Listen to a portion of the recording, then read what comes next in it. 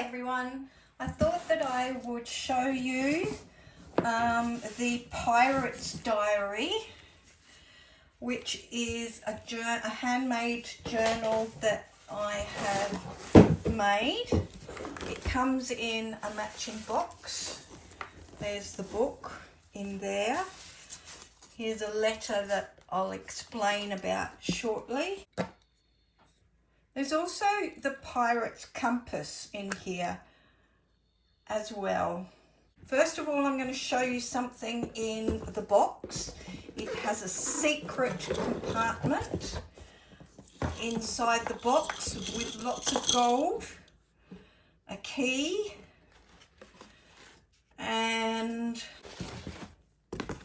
this is a treasure map that's cut in half or torn in half, and it's in the bottom of the box. I wonder why. So we'll put that back in the box. Now this book is huge. It is covered in faux leather that I made myself, and you can see the ridges down the spine. And this is a picture of Emily Rose that was drawn by Captain John Ross. You'll find out about him soon. It has this beautiful little tassel on it that you can take off if needs be. The book is massive at 180 pages. It's A5 size, so it's 16 centimetres by 21.5 centimetres. And this whopping great spine here is a huge 9.5 centimetres. It's a huge book, filled with lacy bits and charms and all sorts of things. So I'll tell you a story first that goes with this book. It was supposed to be the ship's journal for the Sea Star that we can see here. But in actual fact, the pirate captain, Captain John Ross, used it more as a diary. And it's a love story between this pirate captain John Ross and the very wealthy young lady called Emily Rose. It tells the story of how they met and talks about their love story. And it's shown with letters that I created as well. And it's dated, to begin with, 22nd of February 1779. This is paper that I dyed myself. There's a little note in there for whoever is going to have this absolute beauty. The first few pages are for the actual captain that the ship was built for, and that was Captain Miles, but he lost the ship in a card game. And here is the contract of sale, and where it was given to Captain John Ross. That's in the book. And so from here on in, we learn more about Captain John Ross. He was a pirate, of course, but he was a bit of an artist as well, and he liked to draw and paint. This is the Articles of Agreement that he got his crew to sign. So they've all signed it where they are capable of signing. If not, that's their thumbprints or their X there. And that's dated 1782. And that was created according to the Pirates Code, which actually came into play in about 1760. Over here we've got a note here that is from Henry Avery, who was actually a very famous captain, a very famous pirate in the late 17th century. And this is a note that appears to be from him. And it says his first mate, Jacob Smithson, is dead 2 days ago. And this is actually the last will and testament of Jacob Smithson. And they talk about in there about having a map and having buried treasure. Interesting. There's no map there. But we know the map is in the box behind us. Fascinating. But first of all, he says here there's only half a map. So he doesn't know where the treasure is yet. Here's a little tab here. And of course, you can always journal on the back of all of the tabs and everything too. Still lots of journaling space. Journaling space here. Here's a little tab here. More tabs. Ribbon trim there. Bias binding. There's another tab that you can write on there. And that's held on with a charm with a little ship's wheel. This is the first letter, and it's actually addressed to Captain Ross. There's the wax seal, and if we open it up, it's from Miss Rochester, who is actually Emily Rose, and she says, "It was a pleasure to meet you this morning, and I would like to sit for you for a portrait. Your offer was most kind." So that's her first letter. So we now know that they met somewhere in Boston in the 1770s. Here is another tab with a little sort of stick out page, more writing space. This is the first drawing that Captain Ross did of Emily Rose. He's a very, very clever artist. He did that for her. And there's tabs here of snails and that kind of thing, sea creatures. The Sea Star logbook, you can see it's supposed to be a ship's log, but he's not using it as that. You can see there's lots of writing space there that you can utilise, but the pages are still decorated as well for you. Here's another letter. This has also got a seal, and it's addressed to Captain John Ross. It's from Miss Emily Rose Rochester this time. And it's now 1784. John Ross has been off around and about, but he's come back. And Emily Rose is very pleased to see him back in port again. We'll put that in there. And more writing space. More writing space. Here's coffee dyed pages that I've dyed myself and patterned. This is the centre of the first signature. You can see there's a fishing hook there with lace trim. More ribbon trim. Here's some lovely little tags. And there's also here the Drunken Sailor. It's a sea shanty, and it's the words to the sea shanty. Lots of different things in here. Right, this is a flip out page with paper I've dyed myself.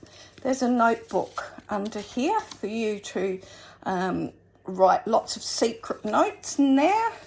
More writing space. And here we have more writing space for you, but this is about the Jolly Roger, the skull and crossbones, and what actually, how that actually developed. It was originally red.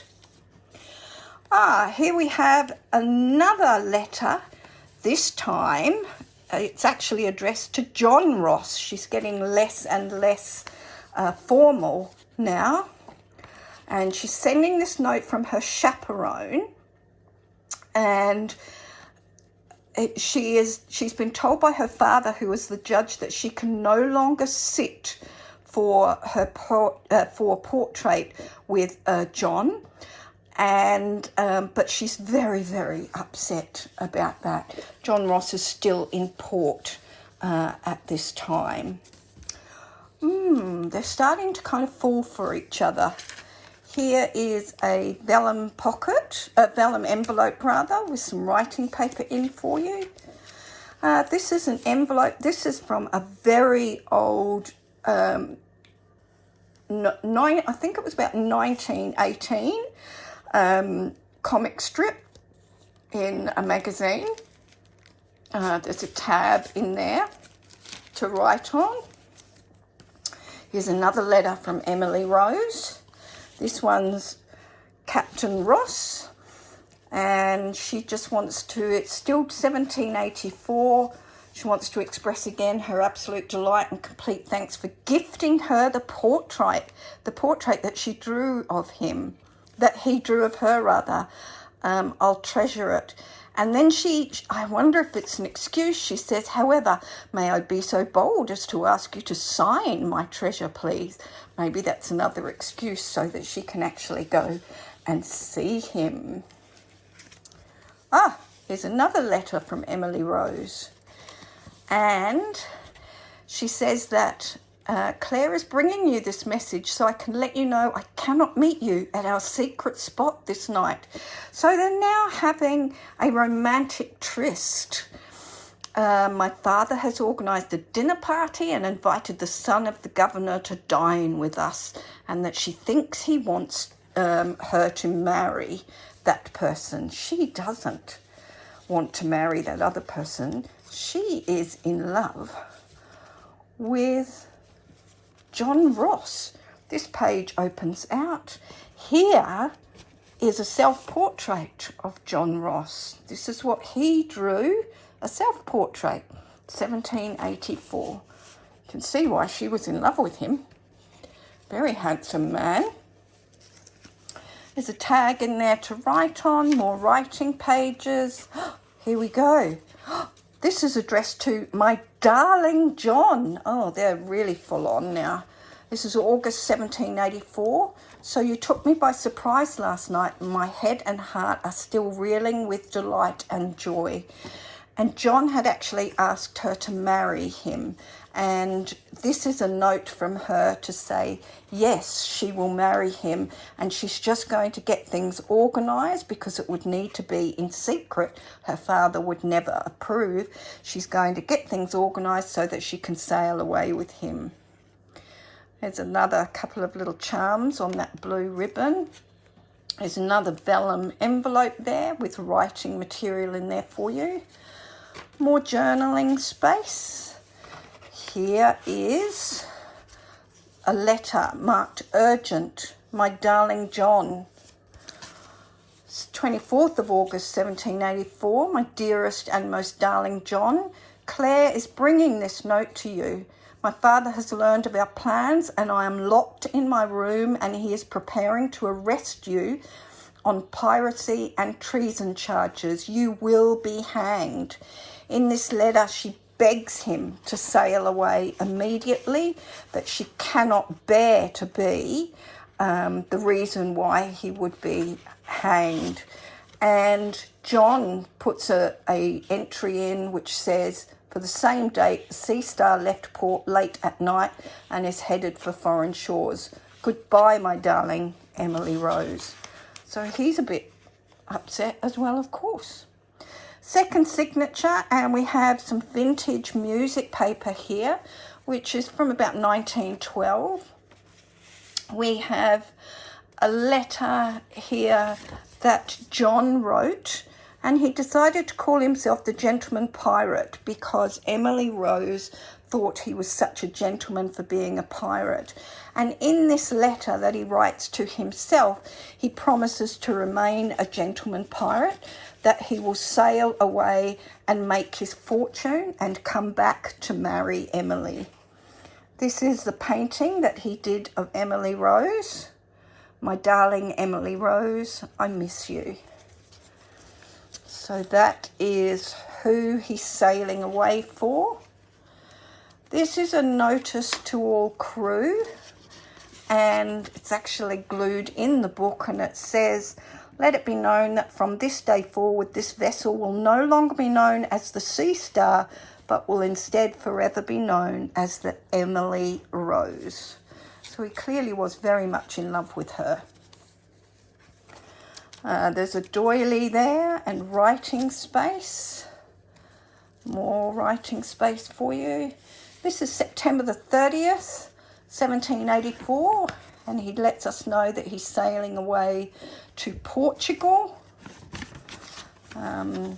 eastward. More writing space. This is a beautiful piece of fabric paper. There's tags in here, tags in here. This is January 1785, and they found some more crew in Portugal, which was the reason why they went there. The little tag here. This is a required list of supplies. That was a note from Stephen Carpenter, who actually was the carpenter. So he needed some shellac and some tar, large nails, hardwood lengths. He wanted 1 dozen maybe, 2 cords of softwood. Clearly he doesn't write very well. More tags there. And you can see now the ship's log sea star, he's crossed it out and called it the Emily Rose. And he seized a ship, and this is the booty from seizing the San Juan. They got tobacco, bullion, gold. That would be really good. We've seized her rum rations, tar, rope, sails, and so on. That's March 1785. And he drew another painting of Emily Rose. My Emily Rose. More tags in these pages and more space to write. That's an envelope with a space in there for you to write. This is a fishing net. You can see there's lots of string, and in here is also instructions for marine knots, if I can just get that out. And that shows the sailors how they would tie all the knots on board the ship. This is the middle of the book. There are tags here. This is a drawing that he did of his crew when something didn't quite go right, and there's a entry about that later on as well. This is June 1785, and one of the Portuguese deckhands did something not quite right, and that's the story of it, and this is the drawing he did of it. Here is his boat, his ship, I should say, the Emily Rose. More writing space for you. A rice paper fold out there. This is August the 12th, 1785. They seized an English galleon, the Lady Bell, and they seized fresh provisions and so on. So that's talking about that. There's another charm there. More writing space. This is a letter from the doctor to Captain Ross, and it's folded in the way that 18th century letters were folded, telling him that one of his crew had passed away. More tags and things. This is winter 1785, and it's a note to certify that Michael James is promoted to boatswain, effective immediately. More tags there, more writing space, tags in there. That beautiful, not quite sure what it is, rice paper, but it's not rice paper, it's actually fabric. My dyed paper with a lace trim down there. This is November 1785. They've sighted Madagascar, and they're going to drop anchor there and do some repairs on the ship. There's a belly band with some hand-dyed paper in there to write on. Captain James Ross, as requested, please find the list of supplies when next we dock, and it's from the quartermaster George Ryan. And then over the page in March 1786, they seized 2 more ships in the last 2 weeks. So that's in there as well. And then April 1786, the company's been in low spirits, even though we gathered considerable treasures. And so they're going to head back to the United Colonies, which was what America was called at that time. They're heading back to Boston. And he wonders if his arrest charges still stand. In July 1786, we're making good headway and looking forward to being in Boston. Here's the quartermaster's stores, and it's what he requires. Here's another drawing he did of Emily Rose. Pop that back in its little spot. October 1786, we anchored off the coast of Boston. The crew are anxious to rest their sea legs. Captain Ross says he's going to stay on board because he's not sure whether he's still up for a rest, but he's very keen to have news of Emily Rose, so the crew will see if they can find out where she is and if they can see each other. More rice paper, ship's wheel. And this is also October 1786, and John Ross writes here that he cannot believe the news that Emily Rose is no longer in Boston. She's not there. She left just a few weeks after he fled, and no one knows where she is. So he's very, very upset. There's an envelope here with a little tag in there to write on. And then this is a pocket with some hand-dyed paper.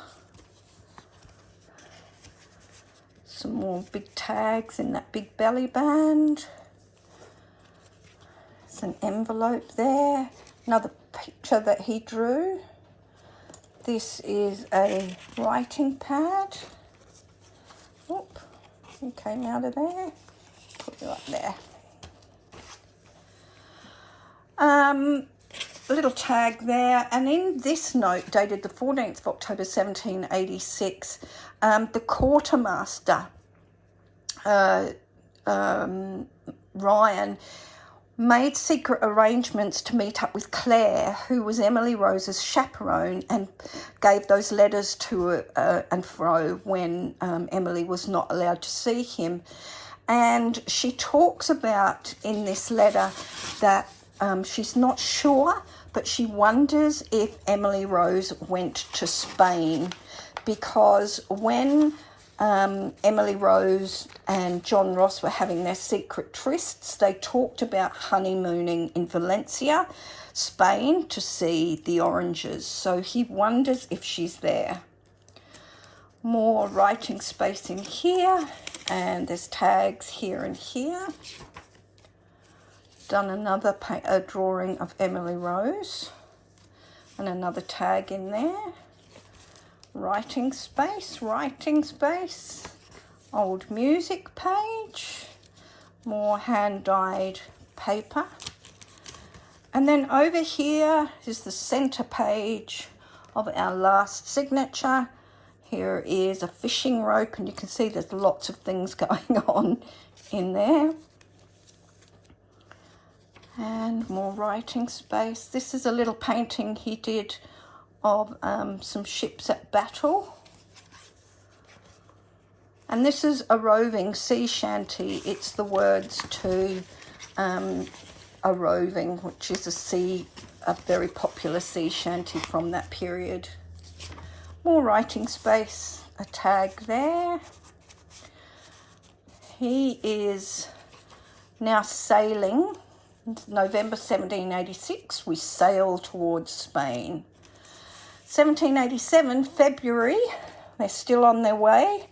This is from the doctor, Doc Summer, who lists all the things that he needs for his medicine cabinet when they next dock, or if they seize another ship. Here's a painting that he did of one of his crew. Does he say, oh, it's George Ryan, the quartermaster. He seems to be good friends with George Ryan. And in here, all company, and he talks about having seized a ship yesterday. He knows that the quartermaster, George Ryan, was keen to have his own vessel, have his own command. So he gives the Orion that he seized in battle, he gives it to George Ryan so that he can become a captain pirate in his own right. More writing pages. This is a long entry that he wrote about May 1787, and with the capture of the Dutch galleon Orion 2 weeks ago, George Ryan has gone off to be captain of that. He offered the crew to go with him if he wanted, and they kind of split their crew a little bit. But he wishes him well. This is an envelope, which I'll have to, Velcro is very tight, with a little tag in. And more writing space, a vellum page there. There's the other ship wheel. Here's that beautiful rice paper material, not quite sure what it is. Now, he's got a bit of a new crew when they split his crew and the Orion's crew.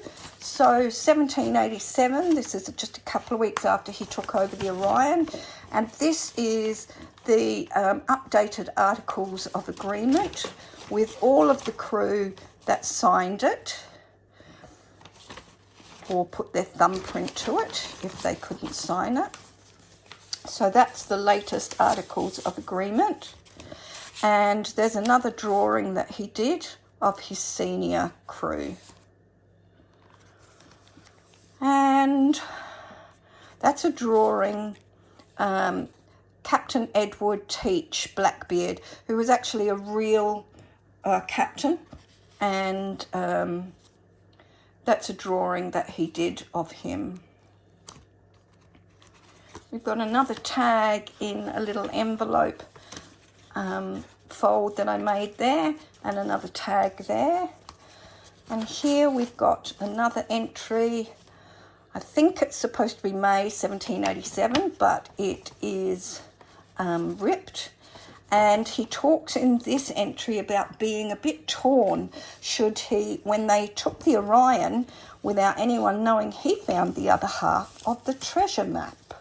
So he now has both halves and knows where that treasure is. So he's a bit torn about, does he continue to Spain to find Emily Rose or find the treasure? And he decides to continue on to Spain. There's a vellum envelope there with writing in. He arrives in Spain, and this is a letter that's waiting for him in Spain, and it's from Emily Rose to her most darling John. And she lets him know in that letter that she is going to Spain, to Valencia, because that's where their special, where they decided would be a special place for them. She's going to get lodgings there and stay there until he meets her there. And once he arrives and finds her in her lodgings, then they can be together. 28th of May 1787, this is from John Ross, and he says, I am in disbelief. I'm shocked to my core. We have docked at Valencia, and the tavern had a letter for me. I paid the due, because in those days you didn't pay to send the letter, you paid to receive it. And I knew from the roses that it was from Emily Rose. She's here. And he's so excited. Somewhere she is here. So his plan is tomorrow he will go and find her and marry her and sail away with her. But that is the last entry, the pocket there. So we don't know if he found her. The last thing that we do have, though, is this letter. And it's addressed to Admiral George Ross, United States Navy, at Rhode Island. And this is dated 1886, so 100 years more.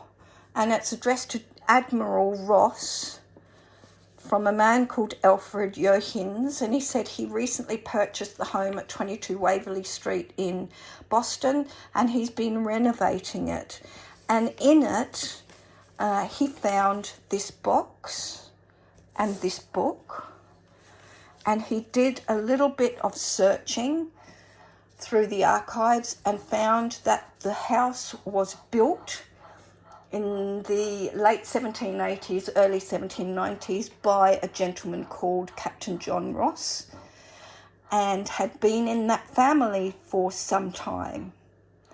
And he thinks that this Admiral George Ross is the great grandson of our Captain John Ross. And if so, then this book would be George Ross's great-grandfather's diary. What we don't know, though, is did he find the treasure, and did he find Emily Rose? We don't know. We know that John Ross had children because this is his great-grandchild, George Ross, but was Emily Rose the mother of his children? We don't know. So that is this beautiful book. I'm really loath to let it go to a new home because I adore it, but I hope that you enjoy it. And I look forward to it being loved by someone else as much as I love this book. It will be in my Etsy shop, and I'll put the link to that below. Thanks for watching. Bye.